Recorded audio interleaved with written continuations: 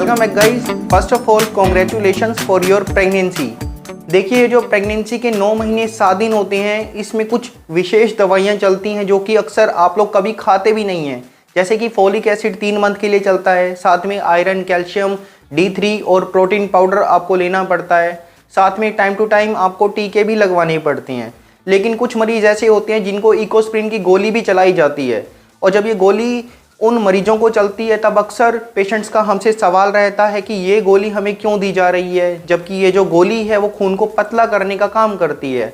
अक्सर ये जो गोली है ये दिल के मरीजों को चलाई जाती है जिनकी नसों में ब्लॉकेज होती है, या फिर हाई ब्लड प्रेशर की समस्या रहती है, या जिन मरीजों को दिल का दौरा पड़ता है या पड़ने का खतरा रहता है उनको ये गोली चलाई जाती है। या फिर जो स्ट्रोक के पेशेंट है, लकवाग्रस्त मरीज होते हैं, या जिनको लकवा होने का खतरा रहता है, उनको ये गोली चलाई जाती है।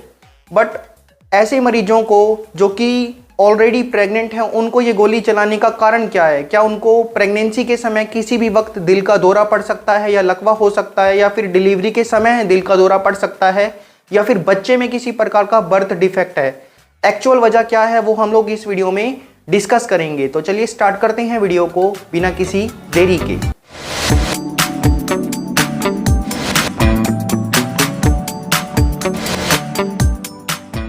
तो गाइस, सबसे पहले तो हम लोग ये डिस्कस करते हैं कि जो इकोस्प्रिन की गोली है वो किस चीज़ की दवाई होती है। देखिए, जो इकोस्प्रिन नाम है ये इस टैबलेट का ब्रांड नेम है।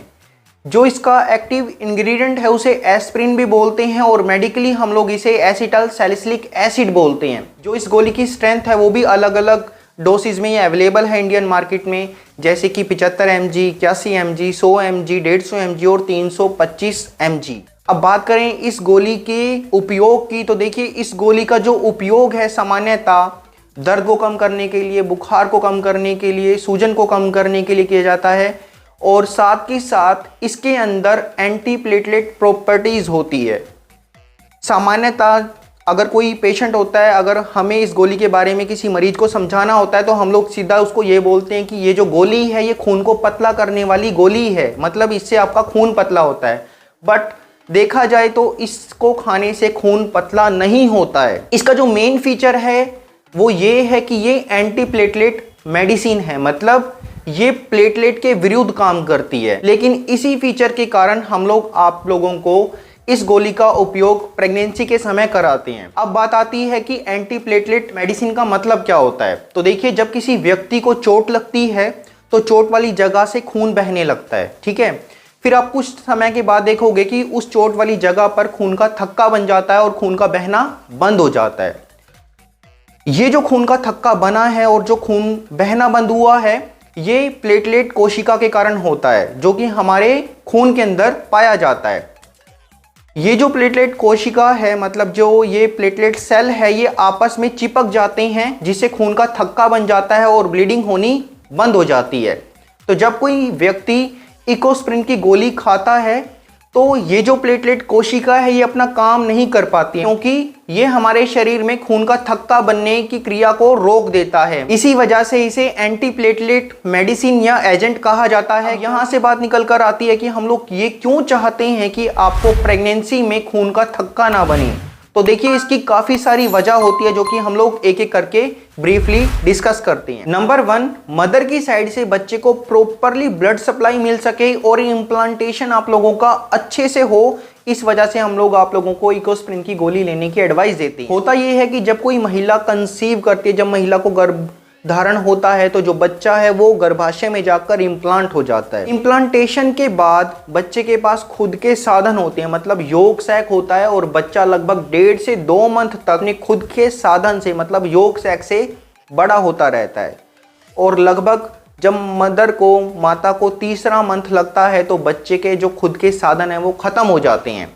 फिर बच्चे को बड़ा होने के लिए मदर की ब्लड सप्लाई से पोषक तत्व चाहिए होते हैं। तो ये जो 1.5 से 2 मंथ हैं इसमें बच्चा प्लेसेंटा का निर्माण करता है, मतलब जिसे आप लोग आंवल या फिर अपरा बोलते हैं, उसका निर्माण करता है। और जब मदर को तीसरा मंथ लगता है तो प्लेसेंटा से मदर की ब्लड सप्लाई के साथ बच्चे की ब्लड सप्लाई अटैच हो जाती है, मतलब एक साइड तो मदर की, माता की ब्लड सप्लाई होती है और दूसरी साइड से बच्चे की ब्लड सप्लाई, ऐसे दोनों अटैच हो जाती है, जिसे हम लोग लेकुनार सिस्टम बोलते हैं। ठीक है। अब इस सिस्टम के अंदर छोटी छोटी नसें होती हैं। अगर माता को शरीर में खून का थक्का बनने की बीमारी होगी, चाहे वो डीप वेन थ्रोम्बोसिस हो या थ्रोम्बोफिलिया हो या फिर शरीर में जो 13 टाइप के क्लोटिंग फैक्टर हैं, अगर उनमें किसी प्रकार का डिसऑर्डर है, तो ये जो खून का थक्का अगर आपके शरीर में बनेगा तो ये लैक्यूनार सिस्टम के अंदर खून की नसों में आकर रुक जाएगा, जिससे बच्चे का विकास वहीं पर रुक जाता है। इसी वजह से अगर ये क्लोटिंग डिसऑर्डर किसी महिला को होता है तो पहले 3 मंथ में मिसकैरेज हो जाता है। ठीक है, तो ये सब चीजें ना हो इसलिए हम लोग आप लोगों को इकोस्प्रिन की गोली शुरुआत में ही एडवाइस कर देते हैं लेने के लिए, अगर किसी को क्लोटिंग डिसऑर्डर होता है। नंबर 2, जब बच्चा प्लेसेंटा का निर्माण कराता है तो किन्हीं वजह से अगर प्लेसेंटा अपनी जगह से उखड़ जाए, मतलब ये मान लीजिए कि बच्चेदानी है, यहाँ पर प्लेसेंटा इम्प्लांट हुआ है, चिपका हुआ है मदर के गर्भाशय से, अगर किसी वजह से प्लेसेंटा अपनी जगह से उखड़ जाता है तो वहाँ से खून बहने लगता है, वहाँ पर ब्लड क्लॉट इकट्ठा हो जाता है, वहाँ पर सूजन भी आ जाती है, जिससे मदर की साइड से बच्चे को कम ब्लड सप्लाई जाती है। तो ब्लड सप्लाई प्रॉपर हो, ये जो खून का थक्का बना है ये और ज़्यादा ना बने, सूजन कम हो जाए, इसीलिए हम लोग आप लोगों को इकोस्प्रिन की गोली एडवाइस करते हैं इस कंडीशन में। इस कंडीशन में क्या होता है, आप लोगों को कम दिनों की प्रेगनेंसी में ब्लीडिंग स्टार्ट हो जाती है, अल्ट्रासाउंड कराएंगे तो उसमें सबकोरियोनिक हेमरेज या सबकोरियोनिक हेमाटोमा या फिर पेरीजेस्टेशनल हेमाटोमा करके आपको अल्ट्रासाउंड की रिपोर्ट दी जाती है, जिसे आप लोग 3 टाइम अबॉर्शन भी बोलते हैं। जितने भी डॉक्टर्स हैं वो रेकमेंड करते हैं आपको इकोस्प्रिन की गोली लेने के लिए ऐसी कंडीशन। नंबर 2, प्री इक्लेम्पसिया, मतलब जिन भी फीमेल को प्रेगनेंसी के समय हाई ब्लड प्रेशर की दिक्कत होती है या फिर प्रेगनेंसी कंसीव करने से पहले अगर आप लोगों को हाई बीपी की मेडिसिन चल रही है तो आप लोगों को इकोस्प्रिन की गोली भी चलाई जाती है। चलाई इसलिए जाती है क्योंकि देखिए इकोस्प्रिन ब्लड प्रेशर को डाउन नहीं करती है, कंट्रोल नहीं करती है, लो नहीं करती है, लेकिन जिन भी पेशेंट्स को हाई बीपी रहता है उनको कहीं ना कहीं नसों में ब्लॉकेज की दिक्कत होती है। अब ये जो ब्लॉकेज है, ये जो रुकावट है, ये ब्लड क्लॉट की वजह से भी हो सकती है या फिर जिनका कोलेस्ट्रॉल लेवल ज़्यादा है उसके कारण भी हो सकती है। बट हम लोग ये सोच के चलते हैं कि आपके शरीर में अगर कोई क्लॉट है उसकी वजह से अगर आप लोगों को ब्लड प्रेशर ज़्यादा रहता है तो हम लोग इकोस्प्रिन की गोली चलाते हैं ताकि आप लोगों को प्री इक्लेम्पसिया ना हो। प्री इक्लेम्पसिया फीमेल के लिए बहुत ही जानलेवा कंडीशन होती है और साथ ही गर्भ में पल रहे शिशु के लिए भी जानलेवा कंडीशन है। अगर ये होता है तो जो माता है उनका ब्लड प्रेशर बहुत ज़्यादा हो जाता है और इमीडिएटली हम लोगों को आप लोगों की डिलीवरी करानी पड़ती है। अब चाहे आप लोगों के प्रेगनेंसी के दिन कंप्लीट हुए हों या ना हुए हों, सामान्यतः जो प्रेगनेंसी के दिन है वो 9 महीने 7 दिन के होते हैं, बट अगर इक्लेम्पसिया होता है और 7वें मंथ में अगर होता है तो 7वें मंथ में आप लोगों की डिलीवरी करनी पड़ती है, वो भी ऑपरेशन करके। और अगर ये जो सिचुएशन है प्री इक्लेम्पसिया की, अगर ये किसी छोटे हॉस्पिटल में होती है तो कभी कभी पेशेंट को हम लोगों को हायर मेडिकल सेंटर में भी रेफर करना पड़ता है।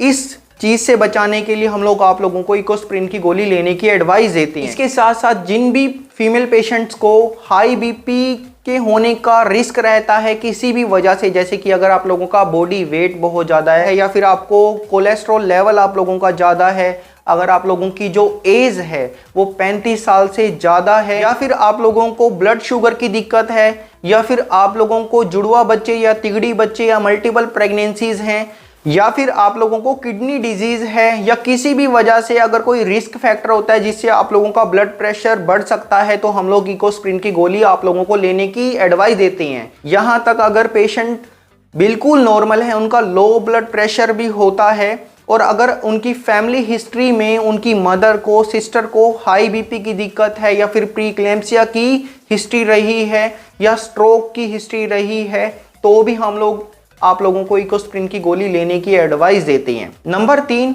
जिन भी महिलाओं की मेडिकल हिस्ट्री खराब होती है, जैसे कि अगर आप लोगों को बारी बारी मिसकैरेज होने की हिस्ट्री है, प्री टर्म डिलीवरी होने की हिस्ट्री है, या फिर प्रीवियसली अगर आप लोगों का स्टिल बोर्न बेबी की हिस्ट्री है, मतलब 20 सप्ताह के बाद अगर बेबी पेट में ही एक्सपायर हो जाता है या फिर डिलीवरी के समय एक्सपायर हो जाता है, तब भी इकोस्प्रिन की गोली आप लोगों की चलाई जा सकती है। इसके अलावा प्रेगनेंसी के समय अगर बच्चे की स्लो ग्रोथ होती है या फिर बच्चे की हार्ट बीट नहीं आ रही है या फिर आप लोगों को कंसीव नहीं हो रहा है, या फिर इम्प्लांटेशन रिगार्डिंग आप लोगों को कोई प्रॉब्लम है, तो अच्छे ब्लड फ्लो के लिए आप लोगों को इकोस्प्रिन की गोली लेने की एडवाइस दी जाती है। इसके अलावा कुछ स्पेशल स्कैन्स होते हैं, जैसे कि एंटी स्कैन जो कि 12वें हफ्ते पर होता है, या फिर एनोमली स्कैन जो कि 19वें हफ्ते पर होता है। अगर इसमें कोई एबनॉर्मेलिटी आती है तब भी हम लोग इकोस्प्रिन की गोली लेने की एडवाइस देते हैं। आगे हम लोग डिस्कस करते हैं कि इसकी डोज क्या रहती है प्रेगनेंसी में। तो सामान्यतः जो इसकी प्रेगनेंसी में डोज है वो बहुत ही लो डोज होती है, जिसे हम लोग बेबी एस्प्रिन करके बोलते हैं।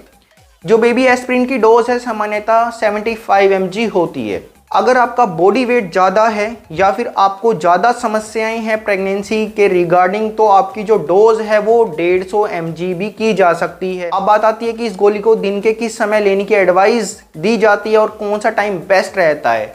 तो सबसे अच्छा समय रात के समय का रहता है, क्योंकि इस गोली को लेने से कभी कभी पेशेंट को गैस एसिडिटी की दिक्कत होती है। हालांकि ये जो गोली है इसके ऊपर एक कोटिंग होती है, जिससे ये समस्या अधिकतर पेशेंट्स को नहीं होती है। आगे हम लोग डिस्कस करते हैं कि इस गोली को प्रेगनेंसी के कितने वीक्स तक लेना चाहिए, कब ये स्टार्ट कर देनी चाहिए। तो सामान्यतः अगर आप लोगों का IVF का केस है तो यूजली आपके डॉक्टर इस गोली को 15 दिन पहले ही स्टार्ट कर देते हैं।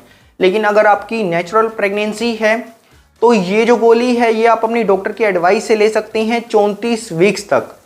प्रेगनेंसी के 34 वीक्स के बाद ये गोली आप लोगों को बंद कर देनी चाहिए, क्योंकि अगर आप बंद नहीं करते हैं तो डिलीवरी के समय आप लोगों को तेज ब्लीडिंग हो सकती है। हम लोग डिस्कस करते हैं कि इस गोली को लेने से कौन कौन से साइड इफेक्ट्स होते हैं। तो देखिए, यूजली इस गोली के बहुत ही कम साइड इफेक्ट्स पाए गए हैं, क्योंकि आप इसकी बहुत ही लो डोज लेते हैं प्रेगनेंसी के समय। बट कभी कभी कुछ पेशेंट्स को गैस एसिडिटी, सिर में दर्द होना, लूज मोशन होना, पेट में दर्द होना, ये सब आपको साइड इफेक्ट्स हो सकते हैं। आगे हम लोग डिस्कस करते हैं कि इकोस्प्रिन की गोली लेते समय आप लोगों को किन बातों का ध्यान रखना है। तो देखिए, अगर आप लोगों के जो प्लेटलेट्स काउंट हैं वो 90,000 से कम है तो आप लोगों को ये गोली नहीं लेनी है। नंबर 2, अगर आपको ये गोली लेते समय नाक से खून आ रहा है, कान से खून आ रहा है, तो ये गोली आप लोगों को नहीं लेनी है। आपको इमीडिएटली डॉक्टर से कंसल्ट करना है। कुछ केसेस में हम लोगों को इस गोली की जो डोज है वो घटानी पड़ती है, या फिर ये गोली कुछ दिनों के लिए बंद करनी पड़ती है। पेशेंट ऐसे होते हैं जिनको पाइल्स की दिक्कत होती है, बवासीर की दिक्कत होती है, तो ये गोली आप लोगों को आपके डॉक्टर को बताकर लेनी है अगर आपको पाइल्स की दिक्कत है, क्योंकि इस गोली की डोज हो सकता है कि आपको कम लेनी पड़े। गाइस, आज की वीडियो में बस इतना ही। आशा करता हूँ इस वीडियो में दी गई जानकारी आप लोगों के लिए काफी यूजफुल और बेनिफिट रही होगी। मैं मिलता हूं आपसे नेक्स्ट वीडियो में एक बहुत ही इंटरेस्टिंग टॉपिक के साथ। तब तक के लिए stay healthy, stay fit. Thanks for watching this video.